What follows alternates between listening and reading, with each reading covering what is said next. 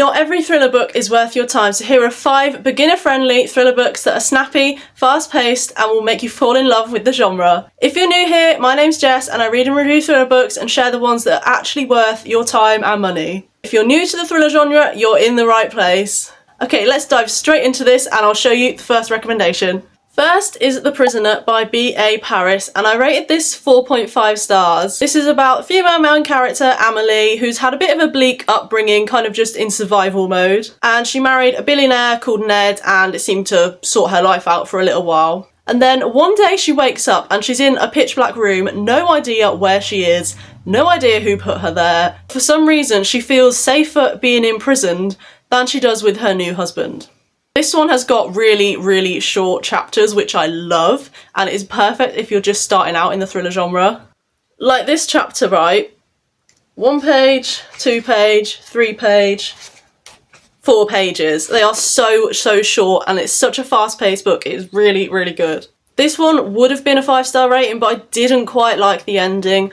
But it was still a 4.5, so it is definitely a really good start. Next book is No One Saw a Thing by Andrea Mara. I have seen so much hype about this author on social media, and it really does live up to the hype. So the plot is basically about a working mum, her 2 children jump on the tube, she glances down at her phone for a second, her children are on the tube, the doors have shut, she can't get to them, contacts the staff, the police. They go to the next station, only one of her kids is there. They're not on CCTV, nobody has seen them. Where has her child gone? This one has quite a few characters in it, but once you kind of understand who they are, it gets a lot easier. Once you know how they're all interlinked, it makes much more sense. This one has a lot of lies and a lot of deception, and it is a really good read. Some of the plot lines I did kind of guess, but I think for a beginner thriller book, that kind of helps you to kind of figure out what's going on. But I think the plots that I did guess, they were kind of necessary to help me kind of progress with the story. But having said that, I did not predict the ending for this one, like, not in the slightest. And this one is 380 pages, so it's a bit longer, but it is so worth a read. Definitely one I recommend. And I rated this 4-star if I didn't already mention that. I know, if you've read anything about thriller books online, you have probably seen this one, but it gets so much hype for a good reason. I will briefly talk about it. So the main character, Millie, is released from prison and she's looking for a new job. She stumbles across this live-in housekeeper position with quite a wealthy family. Husband and wife, Andrew and Nina, and their child, Cecilia. And Millie gets given a room in the attic, which for her is an upgrade on prison, so she doesn't mind. But then she finds out that the door locks from the outside. She gets stuck in there. That's not the main plot, by the way.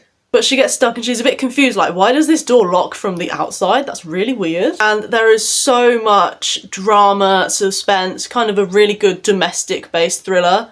There's kind of a lot about power dynamics as well. Obviously, you've got a really wealthy family and then Millie, who's just come out of prison. There's a lot of that involved as well, but it is a really good book. If you want a thriller that's really short-paced, really snappy, you need to read this one. This is The Baby Swap by Daniel Hurst. It's only 260 pages, but it packs a punch in it. There is so much drama. I read this one in under 24 hours. That's how good this was. And it's kind of one of them books where you wouldn't want the situation in this to actually happen, but I think that's what makes it kind of a better book, because you're just so gripped on what you would do in this situation. So we've got 2 female main characters. First one is Avril, and she's kind of a corporate director for a company, and she's so excited about having her baby. She's like, oh my god, I'm having a baby, let's go. And then you've got Jade, who is not excited in the slightest about her baby. She's working a minimum wage job, kind of just scraping by somehow. And then they go to the hospital, they give birth on the same day, and one of them swaps the babies at birth. So there's one person that knows the babies have been swapped, and then the other one, she thinks her baby isn't her baby, but her husband won't believe her, the doctors won't believe her, so she's kind of going through hysterics, no one will believe her, they think she's going crazy because she's just given birth. It's got a lot of unexpected twists in it as well. Like, on page 4 already, you've got the swap has been done, I've swapped the kids. Like, you're straight in at the action. It's really, really good. So this one's a dual point of view. Again, only 260 pages, super fast paced. I definitely recommend this one. And the last one I don't actually have a physical copy of because I read this as a library book. The final book is The Pact by Sharon Bolton. This one I rated 4 stars. A psychological thriller that is twisty, it is fast paced, it is crazy. So it's kind of about a trauma bonded group of friends. There's 6 friends at a private school and they're playing a game and it goes wrong. There's a mother and 2 children who are unalived, and one of the group, Megan, she kind of takes the blame for it and she goes to prison, and in return the 5 other friends agree that when Megan is out of prison they will do a favour for her, but they don't know what that favour is until she gets out of prison. 20 years later, Megan is out of prison and she starts asking her friends for these favours, and some of the favours she asks are absolutely insane. Like, you could not make this stuff up. Like, speechless stuff. Like, there is a brilliant plot twist at the end of this one. I'm not going to spoil it, but it is really, really good. This one was about 350 pages. I've got the physical copy here to check, but I'm pretty sure that's how many pages it's got. This is a really good psychological thriller. Definitely recommend this one. So there you have it. Those are my top 5 recommendations for beginner-friendly thriller books. If I had to pick a top one, would probably be The Housemaid to get started, just because it is quite popular, it's very easy to find copies of it everywhere, and it is just one you can jump straight into and it makes sense. If you want one that's a bit more twisty out of these, I'd probably say No One Saw a Thing, just because that's kind of got more characters to it, more layers, but it does get straight into the action.